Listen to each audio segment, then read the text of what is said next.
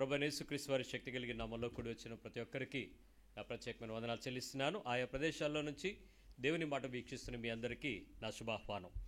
ఈరోజు ఎప్పటిలాగే మరొక ప్రశ్న, ఆ యవనస్తుడు నాతో మాట్లాడినటువంటి ఆ ఆలోచనను మీకు నా బలహీనతలో నుంచి, నా బాధలో నుంచి మనం నేర్చుకోవాల్సినటువంటి బోధగా తీసుకోవటానికి ప్రయత్నం చేద్దాం.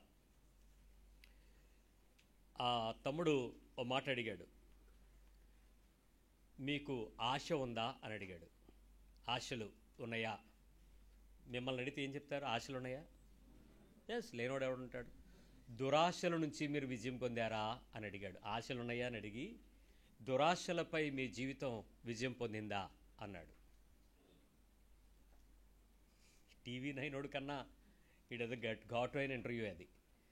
దురాశల నుంచి విజయం పొందుకున్నారా అని అడిగితే మీరేం చెప్తారు సమాధానం?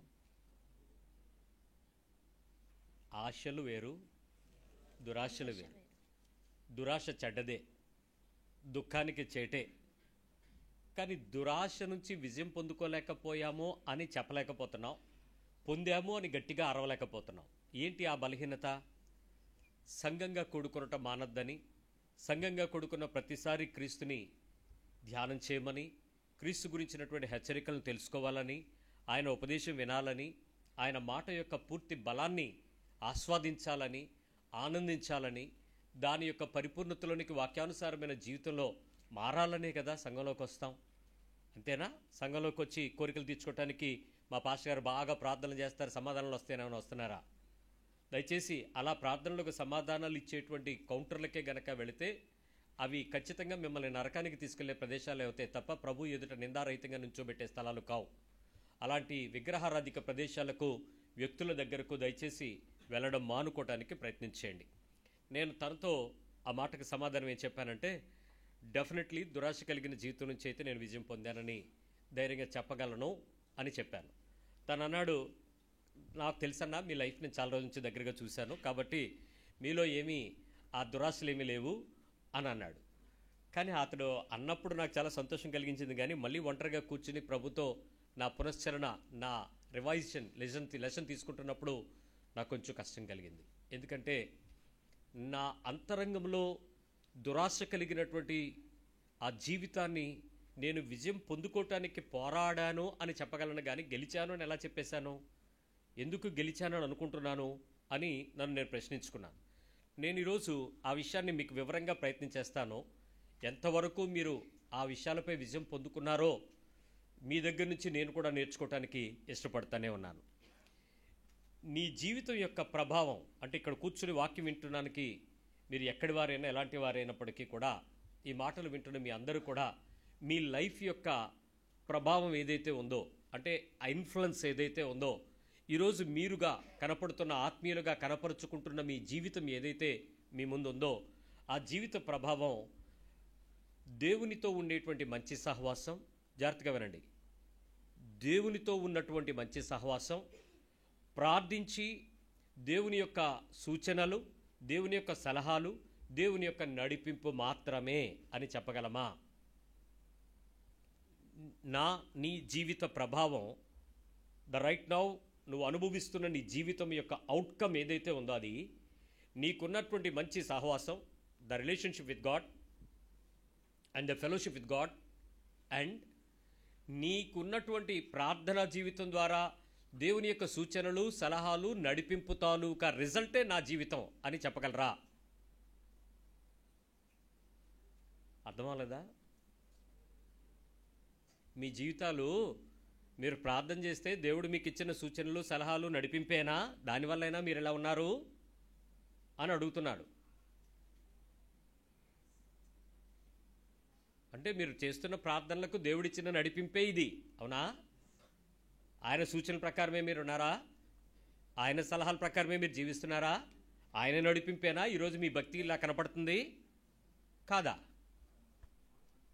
కాకపోతే నీవు దేవుని దగ్గరకు వస్తున్న దానిలో అయితే ఎదగడానికైనా, నేర్చుకోవడానికైనా వచ్చి ఉండాలి. లేకపోతే దురాశ కలిగిన జీవితానికే నువ్వు సంఘంలోకి వచ్చి ఉండాలి. ఖచ్చితంగా దానికే వచ్చున్నావు. ఈ మాట నువ్వు ఎందుకు చెప్పలేకపోతున్నావు? ఆ విషయం గురించి ఆలోచిద్దాం. దురాశ కలిగిన జీవితం నుంచి నీ విజయం, నీ విడుదల ఎప్పుడు ఉంటుందో తెలుసా? నీకున్నటువంటి కన్నీరు కానీ, ఉపవాసం కానీ, వాక్య ధ్యానం కానీ, ఇలాంటి వాటిని నీకు కావలసిన వాటి కొరకు నువ్వు ఉపయోగించడం మానేస్తే దురాశ కలిగిన ప్రార్థనా జీవితంపై నువ్వు గెలిచినట్లు. నీ కన్నీటి ప్రార్థనలు, ఉపవాస ప్రార్థనలు, విజ్ఞాపన ప్రార్థనలు, ఇంకా చెప్పేటువంటి ఈ వాక్య పఠనాలు, ఇవన్నీ దురాశ కలిగిన జీవితం నుంచి విజయం పొందాలి. అలా పొందకుండా నేను దేవుని మందిరంలోనే నిశ్చలంగా ఎదుగుతున్నాను అనేటువంటి భ్రమలో ఉన్నా కూడా నీ భక్తి మోసమే. నేను హైందవుడిగా ఉండినప్పుడు ఏ గుడికి వెళ్ళినా నీ భక్తి ఏంటి, నీ ప్రమాణం ఏంటని నన్ను ఎవడు అడగలా. నేను గుండ్లు గుయించుకున్నప్పుడు, మొక్కులు మొక్కినప్పుడు, మోకాళ్ళతో దేకి ఎక్కినప్పుడు ఏ దేవుడి దగ్గరకు ఉన్న పూజారి నన్ను అడగలా, ఏంట్రా నీ భక్తిలో విశ్వాసం ఎంత, నిరీక్షణ ఎంత, నీతి ఎంత, యథార్థత ఎంత నన్ను ఎవడు ప్రశ్నించలా. నా భక్తికి నా ప్రసాదాన్ని ఇతరులతో పంచుకుంటూ నా భక్తి యొక్క పద్ధతులను వెల్లడి చేస్తునేటప్పుడు అందరూ కూడా నన్ను చూసి ఆనందించిన వారు, నా భక్తికి మెచ్చుకున్న వాళ్లే కానీ నన్ను పరీక్షించి నన్ను ప్రశ్నించిన వాడు ఎవడో లేడు.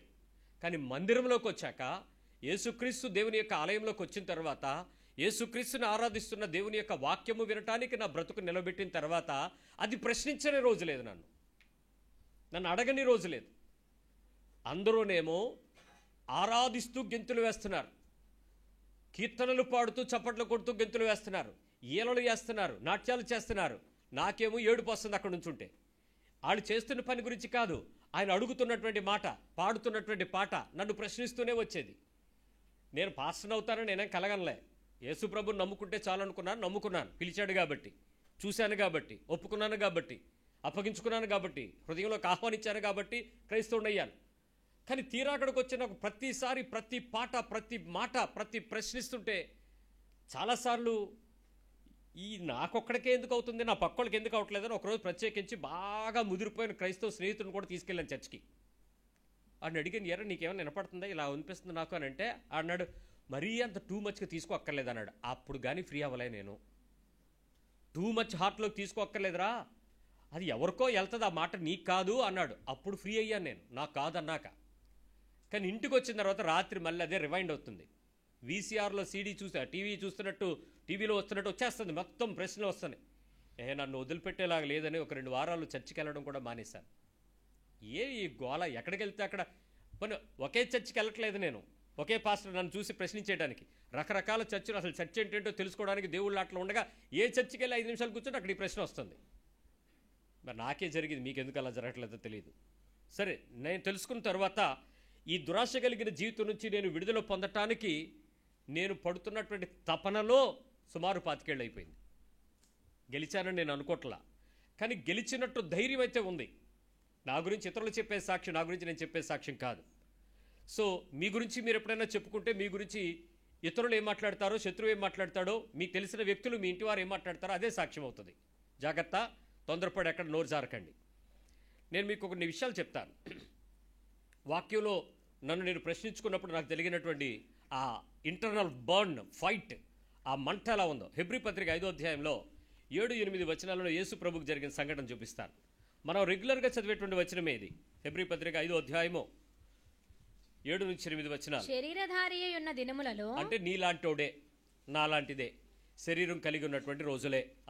మహారోదనముతోను ఏం చేశాడు ఆయన? మహారోదనముతోను కన్నీళ్లతోను తనను మరణం నుండి రక్షింపగలవానికి ప్రార్థనలను, యాచనలను సమర్పించి భయభక్తులు కలిగి ఉన్నందున ఆయన అంగీకరింపబడును. యేసు ప్రభు వారు శరీరంతో ఉండేటప్పుడు ప్రార్థన ఎలా చేయాలని అడిగారు. అప్పుడు ప్రార్థన ఎలా చేయాలో చెప్పాడు. ప్రార్థన ఎప్పుడు చేయాలి అని అడిగారు.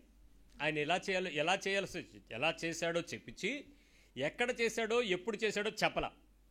ఇంకనో పెందల కడనే సూర్యోదయం కాకమునిపే ఆయన లేచి దూరం వెళ్ళి, రాయి వేత దూరం అంతా వెళ్ళి, వింటి వేత దూరం అంతా వెళ్ళి, ఆ తోటల్లోకి వెళ్ళి, ఆ కొండల్లోకి వెళ్ళి, ఆ గుట్టల్లోకి వెళ్ళి, సముద్ర తీరాలకు వెళ్ళి, చాలా ప్రదేశాల్లో ఆయన చేసిన ప్రార్థనలు చూసాం. ఎలా చేయాలో చెప్పేసిన తర్వాత ఆయన దేవునితో సంబంధం కలిగి ఉండేటువంటి అనుబంధానికి ఎక్కువ ప్రదేశం తను గడపడానికి ప్రయత్నం చేశాడు. నేను మళ్ళీ మీతో చెప్తున్నాను, ఆయన మహారోదనలతోనూ కన్నీళ్లతోనూ ప్రార్థనలను, యాచనలను సమర్పించి భయభక్తులు కలిగి ఉన్న. నేను చెప్పే విషయాలు ఇప్పుడు వినండి. ఆయన ఏం చేశాడో మళ్ళీ చెప్తున్నాను, మళ్ళీ అదే పనులు చెప్తున్నాను. ఆయన మహారోదంతోనూ కన్నీటితోనూ ప్రార్థనలు, యాచనలు సమర్పించి ఆయన కోరికలను కోరలేదు. వినపడింది పదం? దేవునితో ఏం మాట్లాడలేదు? కోరికలు అడగలేదు. ఆయన ఏ కోరిక కోరలేదు. యేసుప్రభు ఏదైనా కోరిక కోరినట్టు మీరు చూపించగలరా బైబిల్లో? మానవుడిగా ఉండేటప్పుడు ఆయనకుండే కోరికలు ఏముంటాయి? ఇప్పుడు నీకు ఏ కోరికలు ఉన్నాయి? ఇలాంటి కోరికలు దేవుని దగ్గరికి వచ్చాక ప్రార్థన చేసేటప్పుడు మనం మాట్లాడమా? మన హార్ట్ డిజైర్ ఉందా లేదా? ఏ కోరిక ఆయన కోరలేదు, నెంబర్ 1. నెంబర్ 2, ఏ అవసరం చెప్పలేదు. యేసు ప్రభు దేవునితో ఏ అవసరం నాకు ఇది అని కూడా చెప్పలేదు. మనం కొన్నిసార్లు ఏమంటాం? ప్రభువా, నా ఆశలు తీర్చదు కానీ నా అవసరం తీరుస్తానని ఫిలిప్పీ 4:19 చెప్పావు కదా ప్రభువా. వచనం కోట్ చేసి, ఇది నా నీడు ప్రభువా, నా అవసరం తీర్చు ప్రభువా అని అంటామా లేదా? తండ్రిని అడుగుతామా లేదా? ఈయన ఏ అవసరం చెప్పలేదు. యేసు ప్రభువు తన వాస్తవ జీవితంలో ఏ రకమైన దురాశ కలిగినటువంటి ఆత్మీయ జీవితాన్ని చూపకుండా మాదిరిని చూపితే, నేటి క్రైస్తవ సమాజం అదే యేసు బొమ్మను చూపి, అదే యేసు పేరుని చెప్పి, అదే యేసుని వాడుకుంటూ చాలా క్రైస్తవ జీవితం ప్రభావవంతమైన కల్తీకి గురి చేసేశారు నాయకులు. కోరికలను కోరలేదు, అవసరతలు చెప్పలేదు. నెంబర్ 3, యేసు మహారోదనలతో కన్నీళ్లతో ప్రార్థనలు యాచనలు సమర్పిస్తూనే పరిస్థితుల మధ్య సలహాలు దేవునికి చెప్పలేదు. మనం ఏం చెప్తాం? చెప్పరే, ప్రభువా మా యజమాని మూర్ఖుడు కాబట్టి ఏం చేయాలి? ఆడి గుండెకే పట్టుకో, ఆడి నోటిని కంట్రోల్ చేయి, ఆడు నా మీదకి దైఫల్యంగా చూపించు, యోసేపుకి చెరసాల యజమానికి దయ కలిగినట్లు. రికమెండేషన్ కూడా నీదే. అన్ని ఏ సలహా అయినా దేవునికి చెప్పాడా? ప్రార్థన ఎలా చేయాలో చూపించాడు, చాలా చోట్ల చేశాడు. 17-18 అధ్యాయాలు యోహాను సువార్తలో ప్రార్థనే చేసుకుంటూ వచ్చాడు. ప్రతి వ్యక్తి జీవితంలో సలహాలు ఎక్కడైనా తన అవసరతను బట్టి పరిస్థితుల మధ్య సలహాలు ఏమైనా చెప్పాడా? చెప్పలేదు. సూచనలు రిక్వెస్ట్లు ఏమైనా చెప్పాడా? పోనే యేసయ్యా ఈ ఒక్కసారికి అలా చెయ్యి. మనం అడుగుతాం కదా, దేవా అలా చూడు, అలా చెయ్యి, దాన్ని పలిపించు, దాన్ని నడిపించు, దాన్ని ఇప్పించు, దాన్ని ఆపేయి. ఏలియా ప్రార్థన చేస్తే వర్షం ఆగినట్టు ఈ రాత్రికి ఆపేయి. ఇవన్నీ మన రికమెండేషన్లే కదా. ఎక్కడైనా అలాంటి సూచనలు కానీ రిక్వెస్ట్లు కానీ యేసు దేవునితో మాట్లాడినట్లు మీకు తెలుసా? ఆయన ఎందుకు దురాశ కలిగినటువంటి జీవితం లేని మాదిరిని చూపించాడో, యేసు నాకు ఎందుకు దేవుడయ్యాడో చెప్తున్నాను. నీకు ఈరోజు సేవకుడు దేవుడయ్యాడు, మందిరము దేవుడయ్యాడు, వాక్యము దేవుడయ్యాడు, ప్రవచనాలు దేవుడయ్యాయి, సేవకులు చేసే ప్రత్యేక ప్రార్థనలు అనేటువంటి వంకలు మీకు దేవుళ్ళు అయ్యారు. కానీ దేవునితో సంబంధమే చెడిపోయిందే. యేసుతో ఉండాల్సినటువంటి ఆ పరిపూర్ణత, దురాశ కలిగిన జీవితంపై విజయం పొందుకోవాలనేటువంటి ఆశ కూడా ఈరోజు చాలా క్రైస్తవులకి లేదే. ఏది అడిగినా దాని వెనకత్తల central motive there is something else. ఇంకోటి చెప్పనా, ఎప్పుడైనా అతను యేసుకున్నటువంటి డిఫికల్టీస్ ఏమైనా దేవునితో డిస్కస్ చేయడానికి చెప్పడానికి ఏమైనా టైం తీసుకున్నాడు? డిఫికల్టీస్, తన కష్టాలు, తన బాధలు మనకున్నాయి కదా. మహారోదనతోననే పదం దగ్గర మనం ఏమి రోదన చేస్తామో మనకు తెలుసు, ఎందుకు రోదనలు చేస్తామో మనకు తెలుసు. ఏంటి మన కరువు అంతా దేవుని దగ్గర ఏకరువు పెట్టేయటమే. నీకు సమస్య పెద్దదే ఉంది, ప్రాబ్లం చాలా కఠినమైనది, దుఃఖం చాలా పెద్దదే, దానికి ప్రార్థన చేద్దాం అన్న వెంటనే నీ దుఃఖమంతా దేవుని దగ్గర వెల్లడి చేయటానికి వెళ్ళే పద్ధతి వేరు. దుఃఖంలో నీ సమస్య మాత్రమే చెప్తావు సుమి. నువ్వు దేవునితో ప్రార్థన చేసే, యాచన చేసే, విజ్ఞాపన చేసే ఆ సంబంధానికి బదులుగా నీ సమస్యను మాత్రమే ఏకరువు పెట్టే దుఃఖానికి వెళతావు. అది తప్పు, అది దురాశ కలిగిన జీవితమే. చెవి కలిగిన వాడికి వినపడద్ది వాక్యం. నీ ప్రాబ్లంని వెళ్ళి దేవుని దగ్గర చెప్పడం వేరు, నువ్వు దేవుని దగ్గర కూర్చుని దేవునితో మాట్లాడుకోవటం వేరు. నువ్వు ప్రార్థన నెపంలో నీ తీవ్రమైన సమస్య, తీవ్రమైన బాధ, తీవ్రమైన దుఃఖం, తీవ్రమైన సమస్య యొక్క ఆ పరిస్థితులు వివరించడమే ప్రార్థనా జీవితం అనుకుంటున్నారు. అది కాదు. దానికి నువ్వు వెచ్చించే సమయం టైం వేస్ట్. దేవునితో యేసు ప్రభు చేసినటువంటి దానిలో అతనికి ఈ సమస్య నుంచి విడుదల పొందటానికి చేసేటువంటి పద్ధతుల్లో ఆయన ఏం చేయలేదో మళ్ళీ మీకు చూపిస్తాను. వాక్యంలోనే ఉందా మాట. యేసు ప్రభు వారిది ఖచ్చితంగా చేసినటువంటి ఏది కూడా దాయలేదు. బైబిల్ చాలా ఓపెన్గా ఉంటుంది. 6, ఏ రోజైనా అతను కోరుకుంటున్న దానిని సరియైన పద్ధతిలో దొరకకపోవడాన్ని బట్టి, రివర్స్ తనకు కావాల్సిన ఆన్సర్, అటెన్షన్ దేవుని దగ్గర నుంచి పొందకపోవడాన్ని బట్టి అలగడం కానీ మానేయడం కానీ యేసుప్రభు చేయలేదు. మనలో కొంతమందికి ఉంది కదా, కావాల్సింది రాకపోతే ఏం చేస్తాం? ఏటి చేసినా ఏటి ఉపయోగం, దేవుడు ఏటిచ్చాడు, మ్యూజిక్లు కొట్టి ఓ పూటో ఓ రాత్రో ఓ రోజో కొన్ని రోజులో కొంచెం దేవుడిని కొంచెం దూరంగా అట్టే పెడతాం, కొంచెం దూరంగా ఉండన్నట్టు. ఏ రోజు అలగడం మానడం చేయలేదు. రెండోది, ఆ పరిస్థితుల మధ్యలో తను తప్పుకోవటానికి సహాయం చేయమని కూడా మొరపెట్టలేదు. తప్పించడం వేరు, తప్పించుకోవటానికి నాకు హెల్ప్ ఇవ్వు ప్రభువా అని మొర్ర పెట్టలేదు యేసు. ఎందుకు ఈ మాటలు మీతో చెప్తున్నానంటే, ఆయన శరీరధారి ఈ దినాల్లో మహారోదనతోనూ కన్నీటితోనూ ఆయనకు తను మరణం నుంచి విడిపించబడగలవానికి ఏం చేశాడట? మళ్ళీ చెప్పండి. మరణము నుంచి రక్షింపగలవానిక, మరణము నుంచి విడిపించగలవానిక? విడిపించడానిక, రక్షించడానిక? మన ప్రార్థనలు ఏముంటాయి?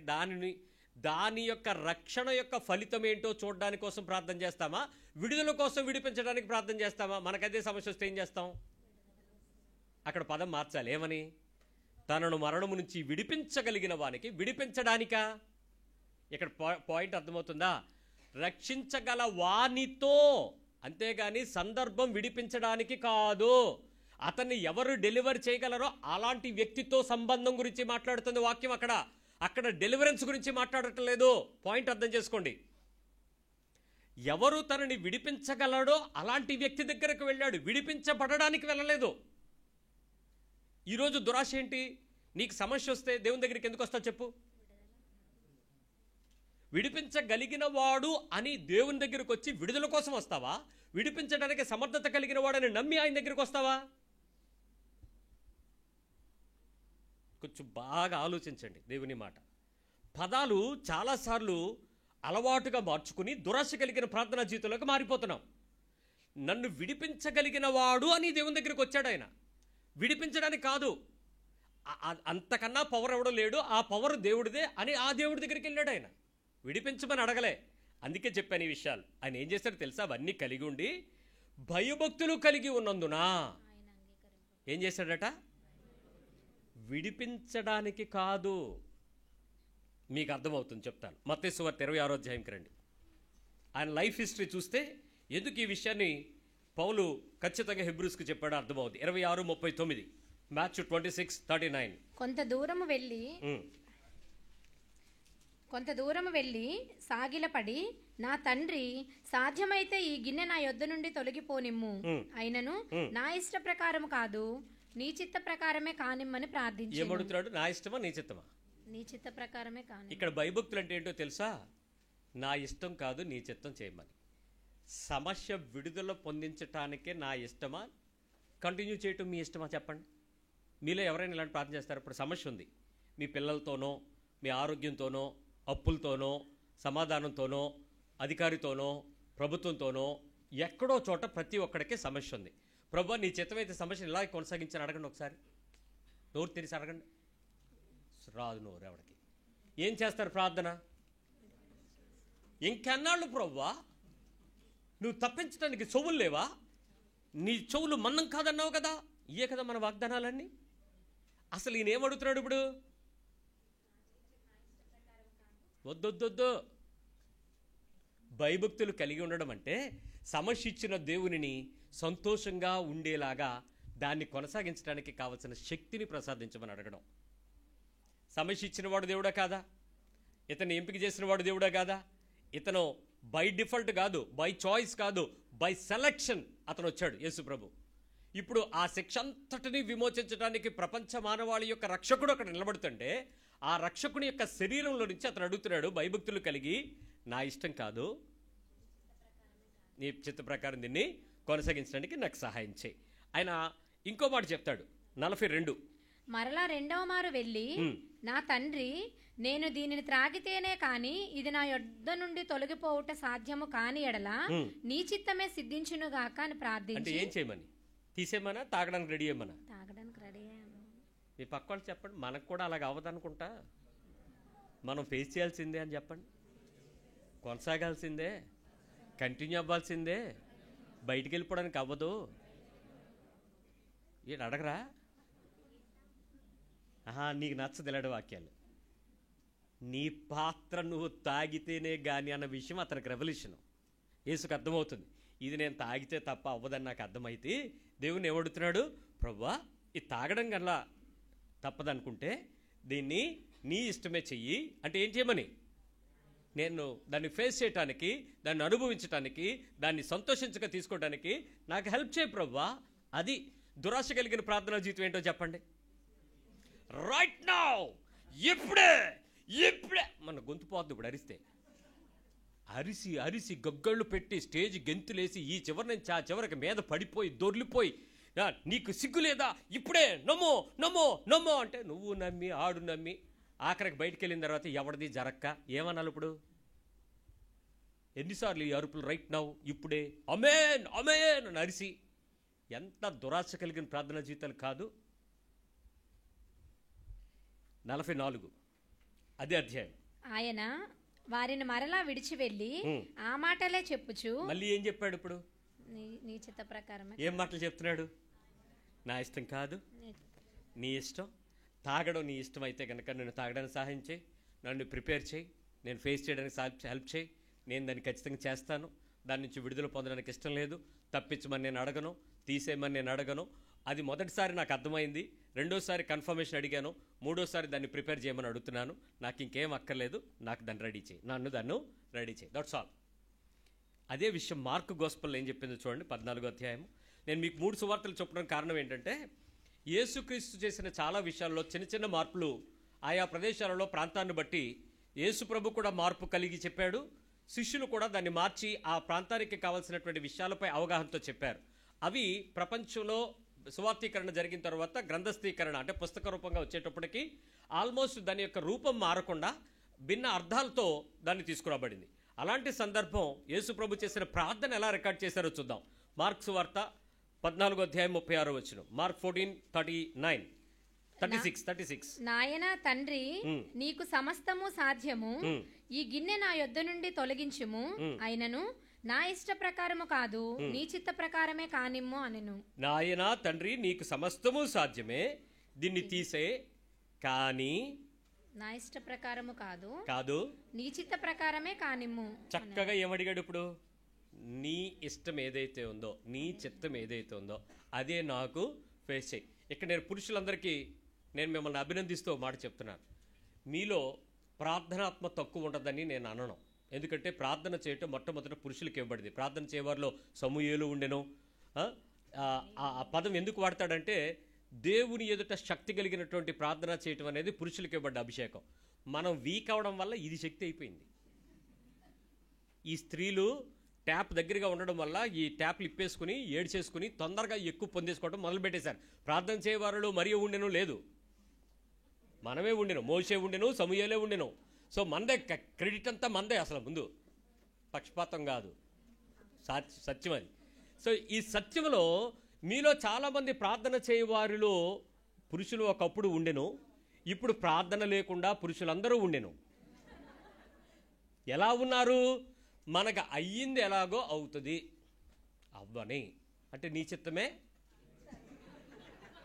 ఇక్కడ చాలామంది సాధ్యమైతే గిన్నె అంతవరకు కూడా లేదు. ఎలా ఉన్నారు పురుషులందరూ? నీ చిత్తమే జరుగుతుంది. నువ్వెందుకే ఏడుస్తావు, ఎందుకే మొర్ర పెడతావు, ఎందుకు ఆ ఏడుపు గొట్టు ప్రార్థనలు ఉపవాసాలు? దేవుడు ఏం చేయాలో చేస్తాడు, చేయని. ఖచ్చితంగా ప్రార్థన చేసేవారిలో పురుషులు ఉండెను. మనం చెయ్యకపోవటం వల్ల మన వీక్నెస్ తయారైతే వీళ్ళు చేసి దురాశపరులు అవుతున్నారు. వీళ్ళు అల్టిమేట్గా ఫలితం ఎవరు పొందుతారు? ఒకవేళ వీళ్ళ వల్ల వచ్చినా బెనిఫిషియరీ మనమే. మనం చెయ్యకపోవడం వల్ల సమస్య ఎవరు పొందుతారు? బెనిఫిషియరీ మీరే.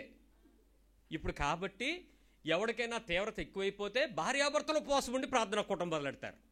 ఇదే దురాశ కలిగిన జీవితం. కొంచెం అర్థం చేసుకుంటే దుఃఖం కలిగించినా నవ్వుకోవాల్సి వస్తుంది లోపల. ఇదేంటిది, చిచి ఇలా ఉన్నాం ఏంటి మేము అని. యేసు ఎప్పుడు అలా చేయలేదు, యేసు ఎప్పుడు శిష్యులకు అలా నేర్పలేదు. శిష్యులు అలా చేసిన ప్రార్థనలు బైబిల్లో లేవు. మరి నేటి క్రైస్తవ జనాంగం అంతా వీటి మీద బతుకుతుంది ఏంటి? 50 రోజులు ప్రత్యేక ప్రార్థనలు, 30 రోజులు ప్రత్యేక ప్రార్థనలు, 60 రోజులు ప్రత్యేక ప్రార్థనలు. ఇంకా రేపో ఎల్లుండో పోయే కాలం వచ్చి 365 రోజులు ప్రార్థనలు పెడతారు. ఇక ఎవరిని ఏ చర్చలకు వెళ్ళినవరో వాళ్ళ చర్చలోనే పడుకొనిస్తారు.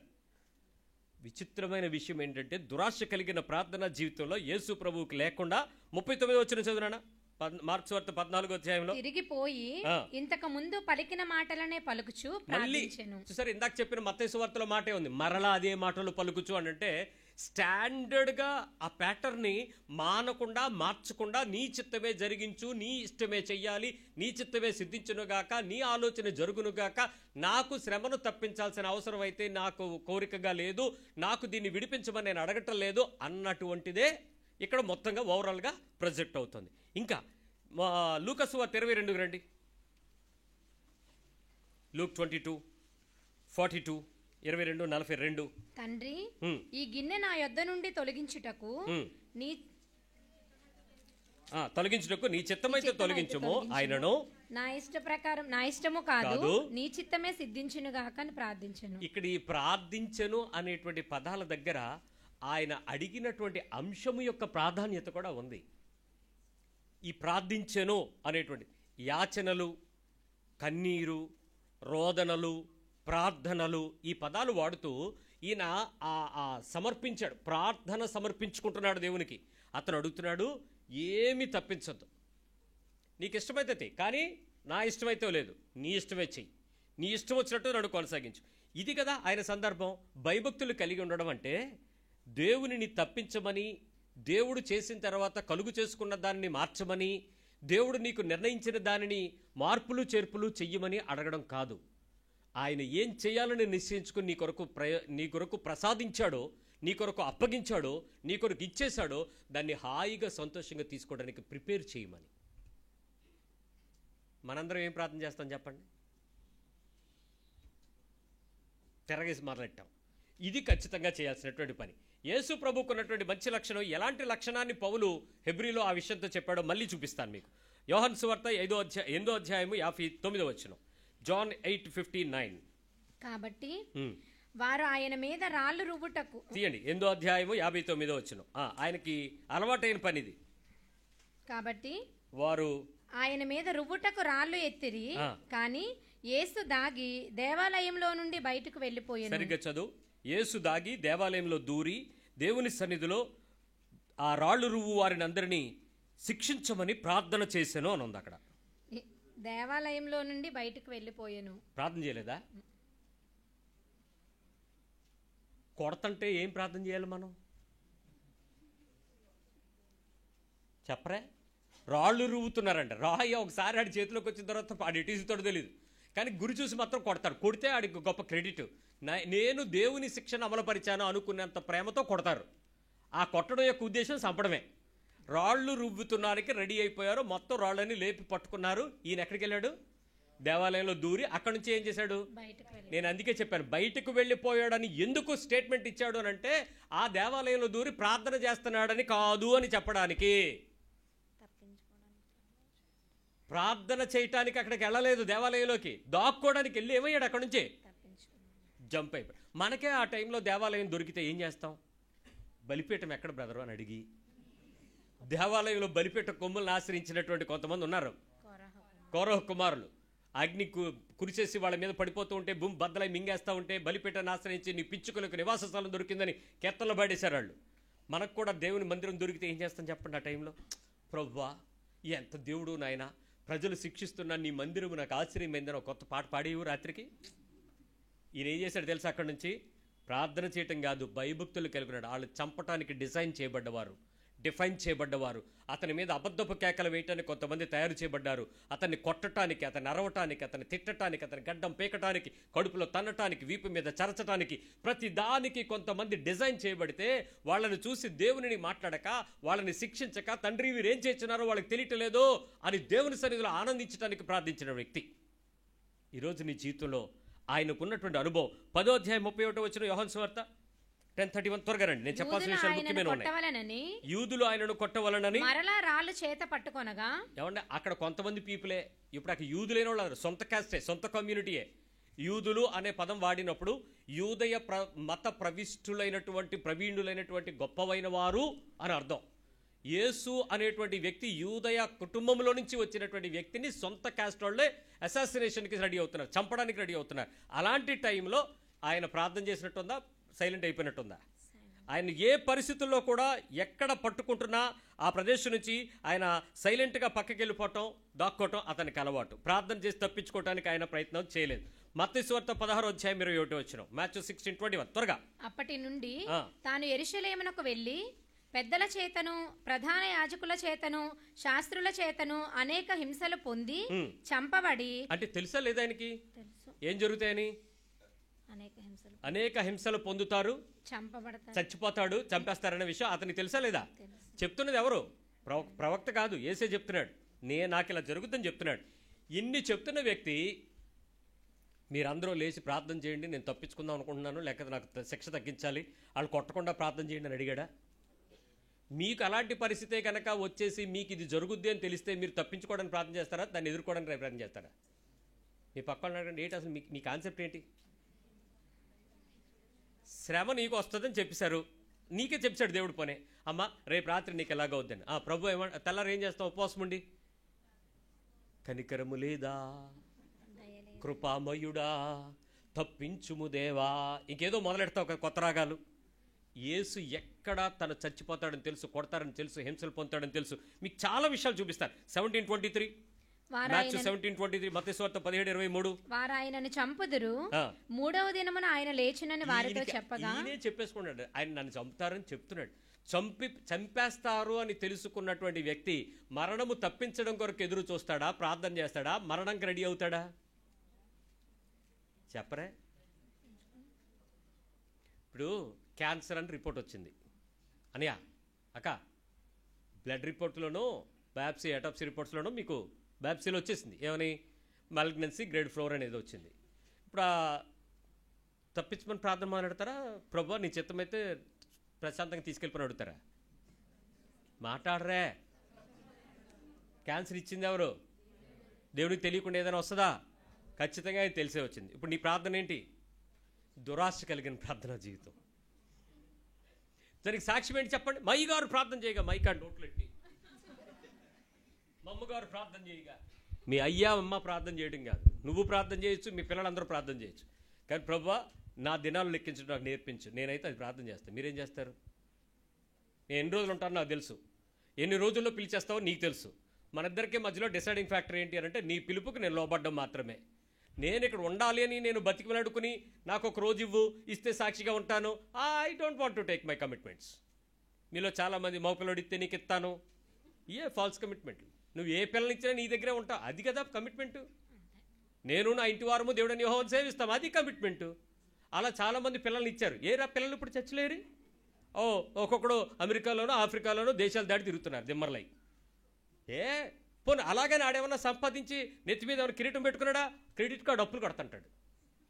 ఎవడో ఫలించాడు దేవుని సన్నిధిలోంచి దాటి. తెలుసుకోవాలంతే. సో మన కమిట్మెంట్ డేట్స్ ఏంటి? Deciding factor. చచ్చిపోతాడని తెలుసు, కొడతారని తెలుసు, చంపుతారని తెలుసు, ఎలా చచ్చిపోతాడో కూడా వివరంగా చెప్తాడు. మళ్ళీ కూర్చుని ఇలా పట్టుకుంటారు, ఇలా ఒంటరిగా తీసుకెళ్తారు, తప్పుడు తీర్పులు తీరుస్తారు, సిలువ వేస్తారు. ఆయన మరణ శాసనం ఆయనే చెప్పుకున్న మొదటి ప్రవక్తనా?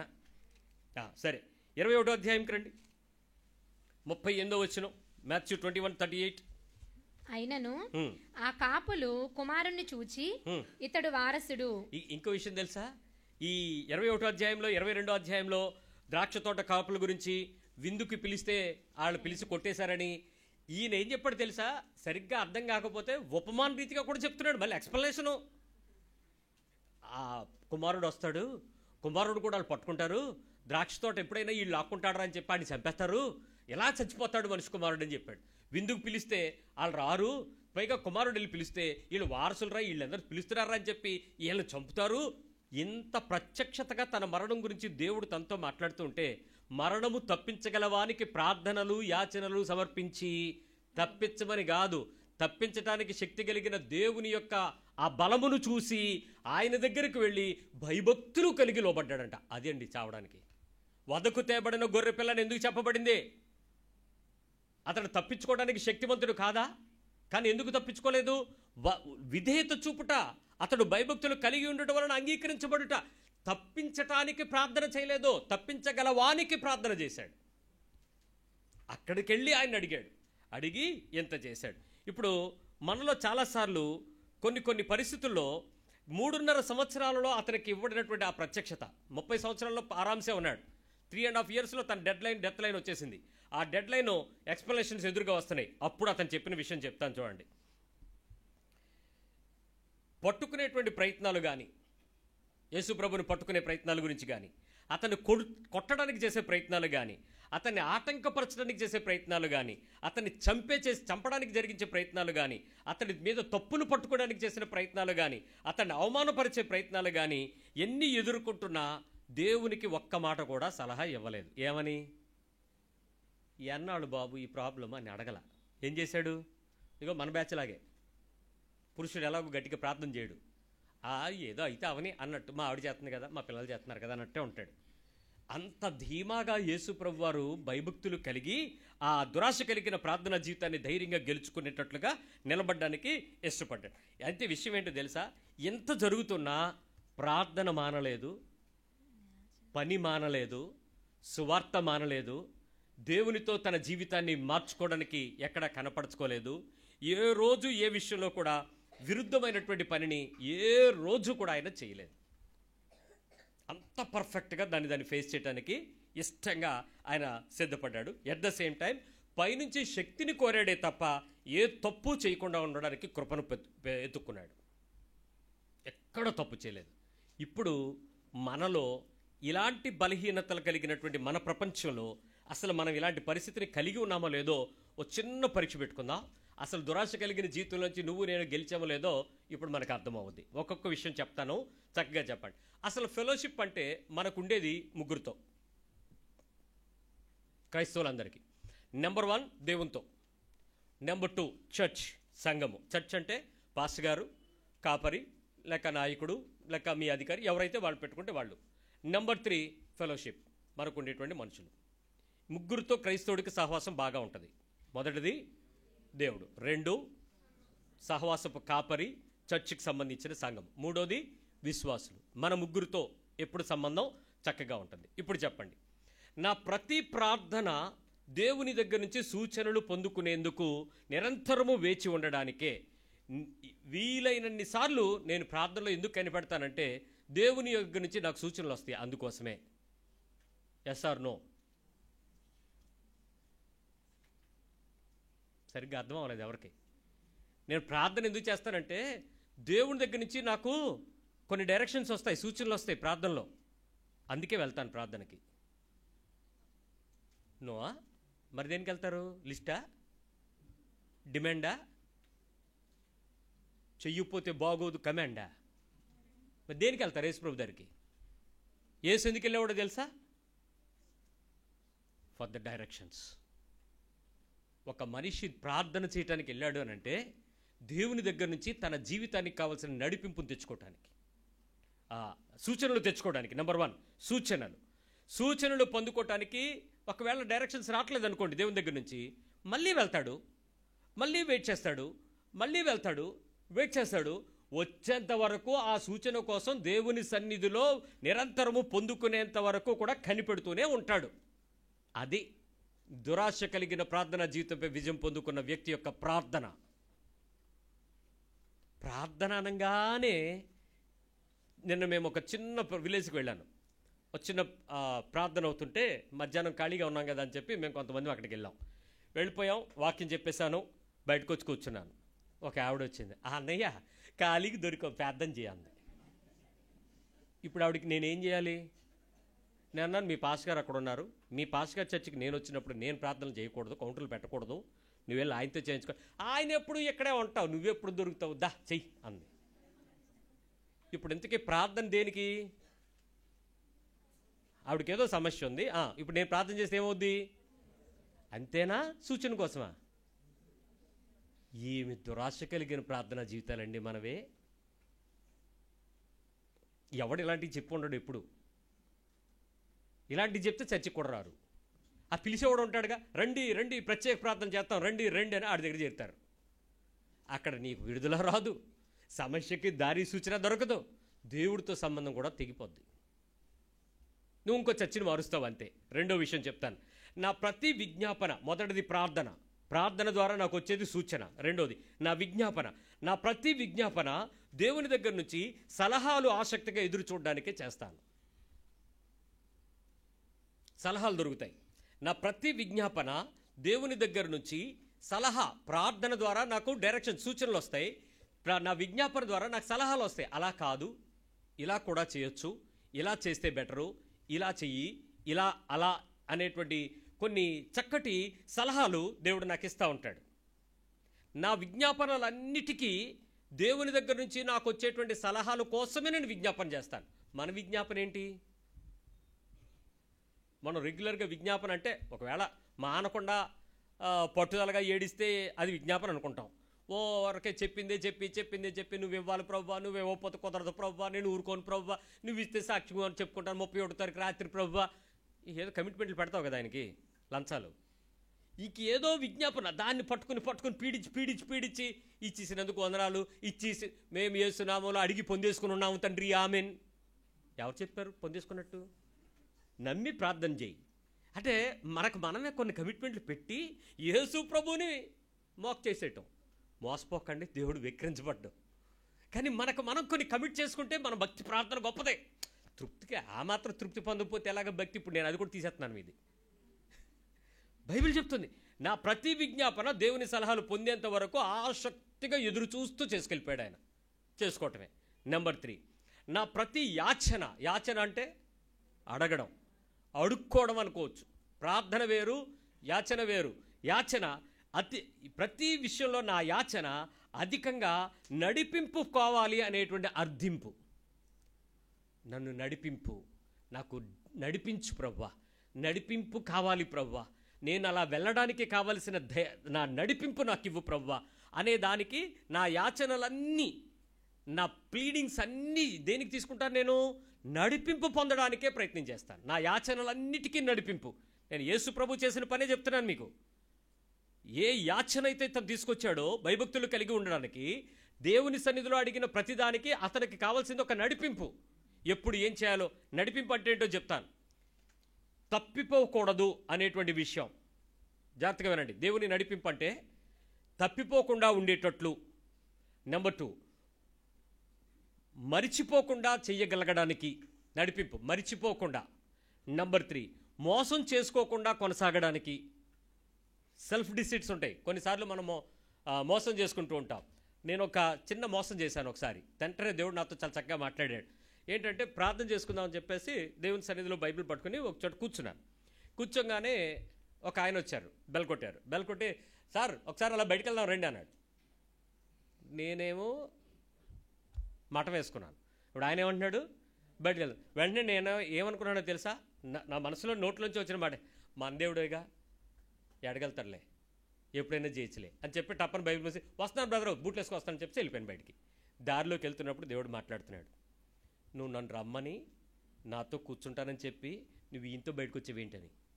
గుండె జొళ్ళు మంది బండి ఎక్కంగానే ఆయన తన ప్రభువా నువ్వు నాతో ఉంటావు, కానీ నేను నీతో ఉంటానన్న కమిట్మెంట్ మిస్ అయ్యాను కదా, ఈయంతో నేను సడన్గా వచ్చాను, సహాయం చేయ ప్రభు అని కస్సని పంచర్ అయిపోయా. సార్ మీరు కొంచెం రిపేర్ చేయించుకోండి, నేను మెట్లెక్కేస్తాను పైకి అని చెప్పి ఇంటికి వచ్చి మళ్ళీ బైబిల్ తీశాను. అప్పుడు కానీ ప్రశాంతంగా లేదు. అంటే అతను శ్రమ పొందాడు, అది బాధ ఉంది, వేరే విషయం. కానీ నా కమిట్మెంట్ నేనేం చేశాను? అక్కడ మోసం చేసుకోవడం. మన దేవుడే కదా, ఎక్కడికి వెళ్తాడులే, ఎక్కడే ఉంటాడులే, చాలాసార్లు నిర్లక్ష్యం కదా, మోసం చేసుకోవడం అవన్నీ.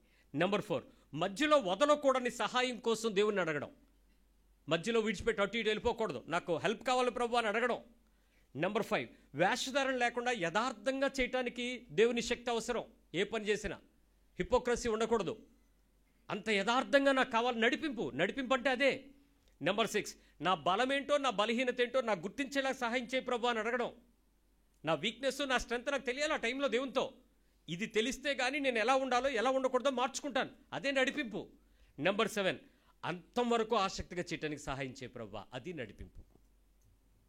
ఏ పని చేసినా మనం ఇలాంటి నడిపింపు కోసం ప్రార్థన చేస్తామా? ఏమడుగుతాం చెప్పండి? నా ముందురా, నా వెనకరా, నా పక్కరా, నా మీదరా, నా బండికి టైర్ గట్టిగా చూసుకో, స్టీరింగ్ పట్టుకో అని నీతో రమ్మంటే ఆయనకి నమ్మకం లేదే. స్టీరింగ్ కోసం ప్రార్థన, టైర్ కోసం ప్రార్థన, రోడ్డు కోసం ప్రార్థన, నీటి కోసం ఏంటి నీ ప్రార్థనలో? నీ అపనమ్మకమే అది. నీ నడిపింపు ఏ పని చేస్తున్నా, ఏ పద్ధతిలో ఉన్నా, ఏ పరిస్థితుల్లో ఉన్నా, దేవుని తాలూకా ఆ డైరెక్షన్ కోసం నేను యాచన చేసేటప్పుడు, దేవుని సహాయం అడుగుతునేటప్పుడు నాకు ఇది కావాలి అనేది నాకు కావాలి. ఓ చిల్డ్రన్ క్యాంప్ పెట్టేటప్పుడు నేను ఈ ప్రార్థన చేస్తాను. ఓ యూత్ క్యాంప్ నడపాలంటే ఇది ప్రార్థన చేస్తాను, ఈ యాచన చేస్తాను. ఒక సెమినార్ కండక్ట్ చేయాలంటే ఈ ఆచరణ నా జీవితంలో రాత్రంతా ఇదే ఉంటుంది. ఒకే మాట రిపీటెడ్గా చేస్తూ ఉంటాను. మీరు అడగొచ్చు, రోజు అరిగిపోయిన రికార్డ్ లాగా నా పక్కన కూర్చుంటే వాళ్ళకి వినపడదులేండి, అలాగే ప్రార్థన చేసుకుంటాను, దేవుడికి వినపడద్ది. ఎవరైనా నోరు తెరిచి విన్నా, రికార్డ్ చేసినా ఇదేంటి రిపీటెడ్గా ఇదే చేస్తున్నాడు అని, నా ఆయాసం తీరేంత వరకు, నాకు ఆ నడిపింపు వచ్చేంత వరకు నాకు ఆ పదమే ఉంటుంది. నాకు ఆ డైరెక్షన్ కావాలి, నాకు అది ఇవ్వు, ఆ స్పష్టత ఇవ్వు, ఆ క్లారిటీ ఇవ్వు, ఆ ప్రదేశంలో నాకు అది కనిపించేలా చూపించు, నువ్వు నాకు అది చెప్పొద్దు, వద్దని నేను మానేస్తాను, నేను ఇటు తీసుకెళ్ళు, నేను వస్తాను. నాకు ఆ నడిపింపు తెలియాలి. నడిపింపు తెలియకుండా పర్వాలేదులేని అలవాటుగా వెళ్తే పప్పులో గాలేస్తాం. దేవుని సన్నిధిలో నుంచి శిక్ష తప్పించుకోలేము. కాబట్టి నడిపింపు. నెంబర్ 4, నేను 3 విషయాలు చెప్పాను. నీ ప్రార్థన సూచనకి, విజ్ఞాపన సలహాకి, యాచన నడిపింపుకి నీ జీవితంలో ఉన్నాయా లేవా చెక్ చేసుకోండి. నెంబర్ 4, నా ప్రతి ఉపవాసము, ఈ మధ్య చదువుతుంది కదా ఉపవాస వ్రతాలు, ఉపవాస ప్రార్థనలు, నా ఫాస్టింగు రహస్యంగా నా శరీర ఆశలు, నా కోరికలు, నా బలవంతాలను అణుచుకొని నేను హెచ్చిపోకుండా నిలబడ్డానికి మాత్రమే ఉపవాసం చేస్తాను. నేను నా ఫాస్టింగ్ ఎందుకు? శరీర కోరికలు రెచ్చిపోకుండా, శరీరం రెచ్చిపోకుండా, నా శరీరంలో బలవంతాలు కొన్ని ఉంటాయి, శరీర ఆశలు కొన్ని ఉంటాయి, హృదయేచ్ఛలు కొన్ని ఉంటాయి, భోగేచ్ఛలు కొన్ని ఉంటాయి, మోసాలు కొన్ని ఉంటాయి, మోహాలు కొన్ని ఉంటాయి. ఈ బలవంతాలన్నిటినీ అణుచుకోవటానికి దేవుని శక్తి కొరకు మాత్రమే నా ఉపవాసాన్ని వాడుకుంటాను. నా ఫాస్టింగ్ నా శరీరం కృషించడానికి, నా శరీరాన్ని రెచ్చగొట్టకుండా నలగొట్టడానికి, నా శరీరంలో ఆ ముళ్ళు దాచుకుని నొప్పి పెట్టుకుంటూ కూడా దేవుని సన్నిధిలో ఆనందించడానికి. అంతేగాని మన ఫాస్టింగ్లన్నీ దేనికి చెప్పండి? చెప్పరే? 7 రోజులు ఫాస్టింగు, అదే 7 వారాలు, ఇన్ని వారాలు ఫాస్టింగు, ఇన్ని వారాలు ఫీస్టింగు, విపరీతమైన ఫాస్టింగ్ ప్రేయర్లు పెట్టేసుకోవడం, దాని గురించి దేవుని సన్నిధిలో గొప్ప ఆర్భాటాలుగా చేయటం. నిజానికి నీ శరీరం యొక్క బలాలను నువ్వు అణుచుకోవడానికి, రహస్యంగా నీ శరీరంతో ఫైట్ చేయడానికి ఫాస్టింగ్ ఎప్పుడైనా పెట్టుకున్నావా? అది దేవుని కోరుకున్నాను. యేసుక్రీస్తు వారి ఉపవాసాలు బయటికి తెలియపడానికి కారణం అదే. నెంబర్ 5, నా కన్నీళ్ళు, నా దుఃఖాన్ని వెల్లడి చేస్తాను. నా ఏడుపు నేను ఆపుకోలేను, వచ్చేస్తుంది, పెళ్ళు బుగ్గిపోతుంది, సడన్గా పొంగిపోతూ ఉంటుంది, వచ్చేస్తుంది. కానీ నా శరీరం నుంచి వచ్చేటువంటి మూలుగు బాధ ఏదైతే ఉందో, ఎందుకు ఒప్పుకోలేకపోతున్నానో చెప్పుకోవడానికి వాడుకుంటాను. మళ్ళీ చెప్తున్నాను, నా దుఃఖాన్ని కన్నీటితో వ్యక్తపరుస్తాను. కానీ దేవుని సన్నిధి యొక్క పద్ధతిని ఎక్కడ ఒప్పుకోలేకపోతున్నానో దానికి వాడతాను. అంటే ప్రభువా తప్పించే, తీసే, నాకే ఎందుకు, ఇలాంటి వాటికి ఆడవను. అది తప్పించుకోవడానికి నా మనసు కోరుకుంటున్నప్పుడు, ప్రభువా అది ఎదుర్కోలేకపోతున్నాను అని ఏడుస్తాను, అది ఫేస్ చేయలేకపోతున్నాను ప్రభువా అని ఏడుస్తాను, దానిని నేను ఆనందంగా ఎత్తుకోలేకపోతున్నాను ప్రభువా అని నా కన్నీళ్లు చూపిస్తాను దేవునికి. మీ హృదయాల్లో, మీ శరీరాలతో దేవుని సన్నిధికి వచ్చి ఓ తపస్సు, ఓ యజ్ఞం చేయడానికి యేసు ప్రభు దగ్గరికి వచ్చావు. అంతేగాని నీ ఆశలు నెరవేర్చుకొని, కోరికలు తీర్చుకొని గంట కొట్టడానికి రాలేదు ఇక్కడికే. ఒక క్రైస్తవ భక్తి యొక్క ఉద్దేశాన్ని మారిపోతున్న ఈ నేటి క్రైస్తవ దురభిమాన దురుద్దేశ సంఘాల్లో నుంచి బయటపడకపోతే నష్టపోతాం. ఒక క్రైస్తవుడు ఈ రోజుకే చెడిపోతున్నాడు, తప్పుడు ఆలోచనలతో, తప్పుడు స్పృహతో నడుస్తున్నాడు. దాన్ని దాటండి. 6వ విషయం చెప్తున్నాను. అంటే నీ కన్నీళ్లు దేనికోసం? దుఃఖాన్ని వెల్లడి చేయాలి. ఎట్ ద సేమ్ టైం దేవుని సన్నిధిలో దేవుని యొక్క చిత్తాన్ని ఒప్పుకోలేకపోతున్నప్పుడు వచ్చే ఏడుపది. యేసు ప్రభు ఎందుకు ఏడిచి ఉంటాడు ఇప్పుడు కన్నీళ్లతో? ప్రభువా ఆ సిలువ నా దగ్గరగా ఉంది, అది తీసేసుకోవాలని నా శరీరం కోరుకుంటుంది, కానీ నీ చిత్తం చేయటానికి నాకు ఇవ్వు ప్రభువా అని ఏడ్చాడు. నీ ఇష్టంగా నేను తీసుకోవడానికి నా ఏడుపు అంతా ఏంటంటే దాన్ని ఫేస్ చేయటానికి నాకు ఎనర్జీ కావాలి ప్రభువా అని ఏడవడం. పిల్లలు ఏదైనా కావాలి అనేటప్పుడు ఎలా ఏడుస్తారు చెప్పండి? పేచి ఎలా పెడతారు? పిచ్చ పీక్లో ఉంటుంది చూడండి వాళ్ళకి. వాళ్ళకి అది ఇవ్వగానే ఎలా అయిపోద్ది? మనం కూడా అలా దేవుడిచ్చిన శిక్షణ తీసుకోవడానికి ఏడవాలా. ఎలాగా? పిల్లలు ఏడిసిన ఏడుపు ఏడవాలా. నాకు అది కుదరదు బాబు, నేను ఫేస్ చేస్తాను అలాగే ఏడవాలా. అప్పుడు రావాలి నీ కన్నీరు. అందుకే తప్పించడానికి వచ్చే ఏడుపు కొట్టు ప్రార్థనలకు సాక్ష్యాలు చెప్పకండి ఓయ్ అన్న ఏడుపులాగా. ఆరో విషయం చెప్తున్నా. ఏడుపు యొక్క దుఃఖం ఉంది చూసారా, ఏడుపుతో పాటు పక్కన వచ్చేస్తుంది కొంచెం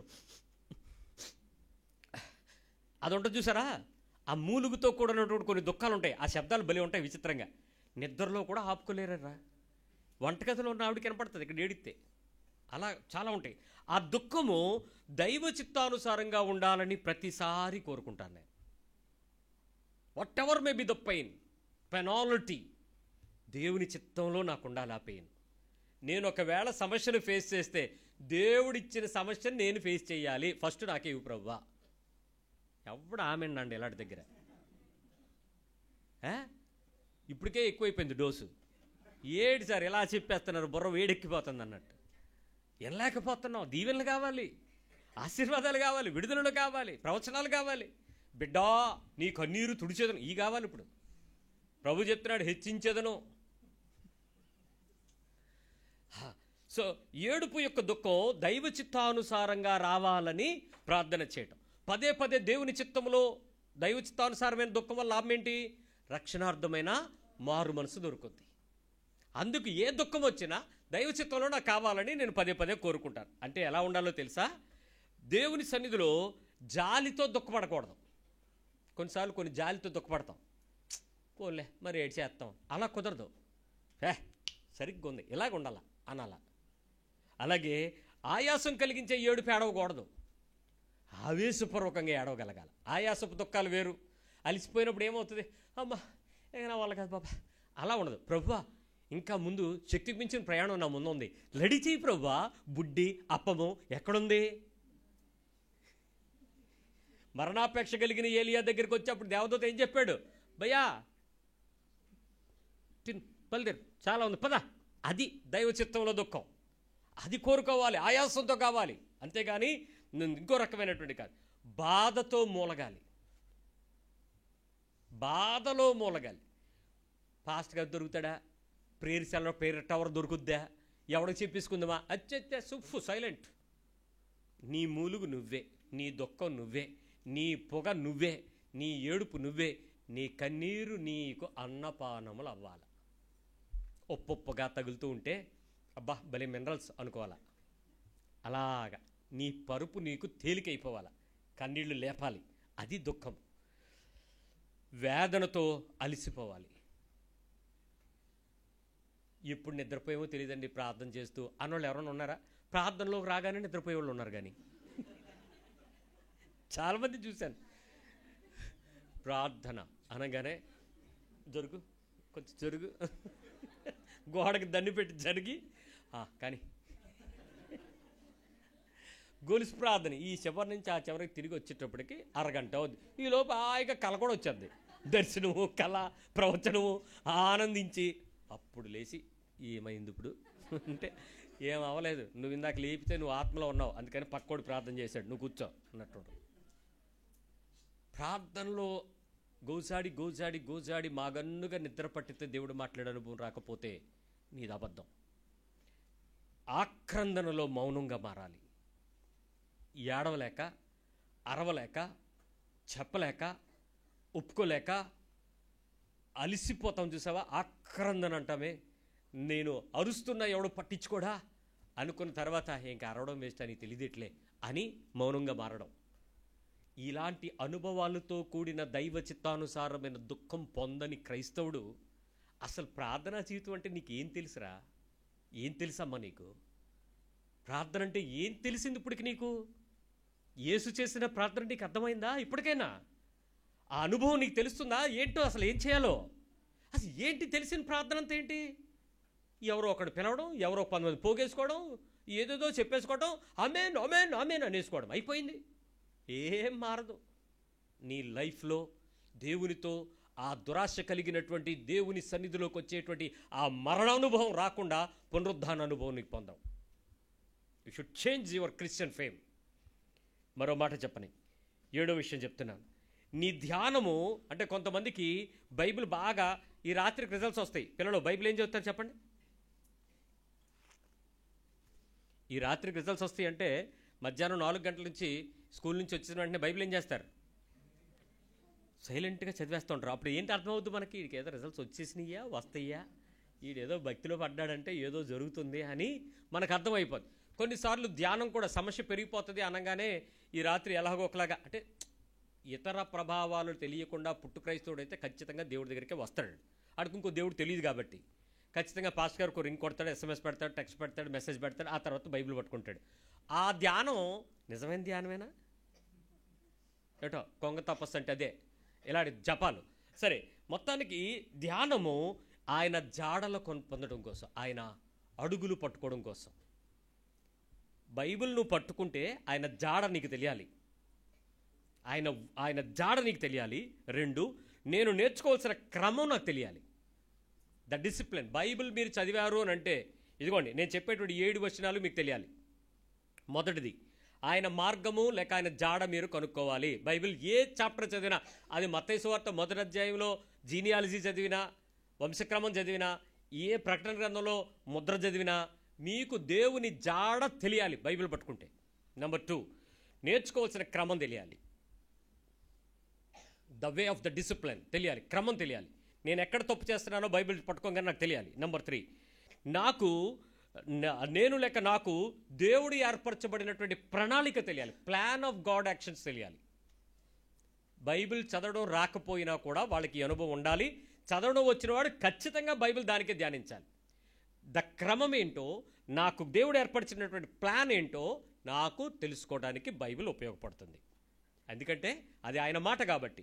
నెంబర్ 4, నా స్థితి ఏంటి, నా పరిస్థితి ఏంటి, నా ఆధ్యాత్మిక జీవితానికి నేను దాన్ని ఎట్లా ఫేస్ చేయాలో ఆ సిచ్యువేషన్ ద్వారా దేవుడు నాతో మాట్లాడతాడు. ఫేస్ చేయడం ఎలా, ఎట్లా దాన్ని నేను ముందుకు కొనసాగాలి, స్పిరిచువల్ లైఫ్ వారిని, యుద్ధాన్ని నేను ఎలా గెలవాలో, ఎలా నడిపింపో, నేను నా పరిస్థితుల మధ్యలో నా వ్యవహారిక ఆధ్యాత్మిక జీవితం ఎట్లా నడిపించబడాలో తెలుసుకోవాలి బైబిల్ చదివితే. ఏ చాప్టర్ అయినా చదవండి, అక్కడ దావీదు యుద్ధం చేసి చదివినా, సొలొమోను ప్రసంగి చదివినా నీకు ఆ డైరెక్షన్ ఉంటుంది అక్కడ, దాన్ని చూడాలి. నెంబర్ 5, నా అంతం ఎలా ఉంటుందో, రిజల్ట్ ఏంటో కూడా నాకు తెలియాలి. If you read Bible you should know your destination. తెలియాలి నీకు ఆ డెస్టినేషన్ ఏంటో, ఎండింగ్ ఏంటో. ఇది నాకు అర్థమవుతుంది, ఇలా అవుతుంది, ఈ సమస్యకు అంతం ఇలా ఆపుతాడు, ఈ పరిస్థితి ఇలా మారుతుంది, నా బిడ్డ ఇలాంటి స్థితిలోకి వచ్చి ఆగుతుంది, నా భర్తతో ఇలా ఉంటుంది, నా భార్య ఇలాంటి పరిస్థితి, నా ఆధ్యాత్మికత ఇది, నా వ్యాపారం ఇది, నా ఉద్యోగం ఇది, నా స్థితి ఇది, నా పరిస్థితి నీకు తెలియాలి.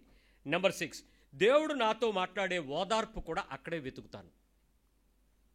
దేవుడు నన్ను ముద్దాడాడు, నన్ను తాకాడు, నన్ను ఓదార్చాడు, నాకు ఆ మాట ఏదో సేద తీరుతుంది, ఓదార్పు మాట ఆ వాక్యం నుంచే నాకు దొరకాలి. నెంబర్ 7, దేవుడు ఎంత మంచివాడో పరిస్థితుల్లో ఎక్కువ వివరించడానికి నాకు ఆ సందర్భం దొరుకుద్ది బైబిల్ చదివితే, మంచివాడని చెప్పడానికి. నిజం చెప్పనా, బైబిల్ ఎన్నిసార్లు చదివినా, ఎంత ఎక్కువసేపు చదివినా నీకు ఇదే తెలియాలి. నీకు మర్మాలు తెలియక్కర్లే, నువ్వేమి పుస్తకాలు రాయక్కర్లేదమ్మా నాయనా. నువ్వు పెద్ద సత్యశోధకుడు అయిపోయి బైబిల్ గురించినటువంటి విషయాల్లో ఇక్కడదక్కడ అక్కడదిక్కడ కలిపి నువ్వేదో పెద్ద గ్రంథాలను తయారు చేయక్కర్లే. ఆల్రెడీ గ్రంథం తయారైపోయింది అక్కడ. దాన్ని నువ్వు సరిగా అర్థం చేసుకుని నీ బతుకు మార్చుకోవడానికి ఉపయోగించుకో. ఈ సందర్భం అంతా ప్రతిసారి నా ఆజ్ఞ ఏదైతే ఉందో దానిలోనే నేను ఆనందిస్తాను వాక్యం పట్టుకొని. ఇదే నా లైఫ్. ఇప్పుడు చెప్పండి, మీ ప్రార్థన సూచనకేనా, మీ విజ్ఞాపన సలహాకేనా, మీ యాచన నడిపింపుకేనా, మీ ఉపవాసము శరీరాన్ని అణచడానికేనా, నీ కన్నీళ్లు దేవునికి ఇష్టమైన పద్ధతిలో ఒప్పుకోవడానికైనా, మూలుగు చెప్పడానికైనా, నీ దుఃఖము దేవుని చిత్తానుసారమైన రక్షణార్థమైన మనసుకేనా, నీ ధ్యానము దేవుని జాడ కొరకేనా? అలా అయితే నీ క్రైస్తవ్యంలో నువ్వు మొదటి మెట్టుకొచ్చినట్టే. బిగిన్ అయ్యింది నీ క్రిస్టియన్ లైఫ్. దీన్ని అడ్డం పెట్టుకుని ప్రవచనాలని కానీ, వాక్యమని కానీ, ఇంకా ఏదైనా కానీ పట్టుకుని నీ సంఘాన్ని కానీ, నీకున్నటువంటి అద్భుతమైన సహవాసం 3: 1 దేవుడు, 2 ఫెలోషిప్, 3 విశ్వాసులు. చర్చ్ లేక, సంఘము లేక, కాపరి, తర్వాత సభ్యులు. ఈ ముగ్గురితో నువ్వేమైనా తచ్చడి డ్యాన్స్ వేసావా, నీ క్రైస్తవ జీవితం సాక్ష్యం లేకుండా చేసేస్తాడు దేవుడు. అనేక మంది మరుగున పడిపోయారు, అలా పడిపోతావు నువ్వు కూడా. బతుకుతావు ఒక 10 సంవత్సరాలు, 30 సంవత్సరాలు, 100 సంవత్సరాలు, నీ గురించి ఎవడో మాట్లాడుకోకుండా చేసేస్తాడు. జీవగ్రంథంలో నీ పేరు ఉండకపోవడానికి కారణం అదే. నీ బాప్తిజం పేరు, నీ మారు మనసుకు పేరు కాదు. యువర్ లైఫ్ యొక్క ట్రాన్స్ఫర్మేషన్ యేసుక్రీస్తు యొక్క జీవితమే మాదిరి. ఇంకెవడు మాదిరి పొందడానికి కుదరదు. ఆయన ఇలా చేశాడు, మరి ఇప్పుడు నువ్వు ఎలా చేసావు? ఇప్పుడు వరకు నీ భక్తి ఏంటి, నీ విశ్వాసం ఏంటి, నీ ప్రార్థనా జీవితం ఏంటి, నీ గురించినటువంటి విషయాలలో మనం ఇతరులకు పిల్లలకి చెప్పేటువంటి సాక్ష్యం ఏంటి? బాగా ప్రార్థన చేసుకో, ఏదో వస్తుంది. ఎవరు చెప్పాడు? ఎక్కడున్నాయి అలాంటి ఏదో వస్తుందని? బాగా ప్రార్థన చేయమంటే ఏంటి? ఆడు అడుక్కుంటాడు, నాకు అది ఇయ్యి, నాకు ఇది ఇయ్యి, నాకు అది చెయ్యి, నీకు ఇది. అసలు ప్రార్థన అది కాదు ఇదని ఎప్పుడని చెప్పావా? నీకు తెలుసు అసలు? మార్చుకో. నీ ప్రార్థన విశ్వాస సహితమైన జగభక్తి, నీ లైఫ్ ప్రభావం ఏంటి అనంటే దేవునితో ఉండేటువంటి ఆ మంచి ఫెలోషిప్ను బట్టి ఆయన నడిపింపు, ఆయన సూచన, ఆయన యొక్క సలహాలు, ఆయన ఇచ్చేటువంటి ఆ ధైర్యమే నా బ్రతుకు. ఆ దురాశ కలిగిన జీవితాన్ని నేను గెలిచాను, క్రీస్తుతో నేను బ్రతుకుతున్నానని ఎంతమంది క్రైస్తవులను చెప్పగలం? ఒకవేళ ఈ మెసేజ్ 2-3 సార్లు విను, నీకు అర్థమయ్యేంత వరకు విను. నేను చేస్తున్న తప్పు ఏంటి ప్రభు అని అడుగు. ఆయన నీ కన్నులకు తేటగా, నీ చెవులకు తేటగా వినపడేలాగా, కనపడేలాగా చూపిస్తాడు. ఇప్పటికీ నువ్వు మారు మనసు పొందకపోతే ఇది సమయం, మారు మనసు పొందాల్సిన సమయం. నీ శరీరాన్ని సమర్పించి ఆయన బలలోనికి వచ్చి ఆయనతో పాటు చెయ్యి పట్టి నీ బ్రతుకుని మార్చుకోవాల్సినటువంటి పరిస్థితి ఇదే. నేడే రక్షణ సమయం. ప్రార్థన చేద్దాం.